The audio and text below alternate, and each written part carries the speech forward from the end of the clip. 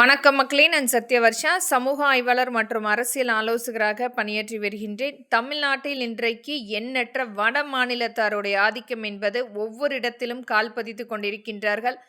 முழுமையாக நம்மளுடைய கூலி தொழிலாளி மக்களுடைய வாழ்வாதாரத்தை மிகப்பெரிய ஒரு ஆளுமையாக இன்றைக்கு குறைந்தபட்ச ஒரு சம்பளத்தில் வேலை நியமனம் செய்யப்பட்ட நம்மளுடைய வாழ்வாதாரத்தை அழித்து கொண்டிருக்கின்றார்கள். கூலி தொழிலாளி மக்களுடைய உரிமை போராட்டமாகவும் இது இவர்களுக்குரிய ஒரு அங்கீகாரமாக நாம் ஒவ்வொரு இடத்திலும் இதற்குரிய போராட்டம் முழுமையாக கொண்டு வரப்பட வேண்டும்.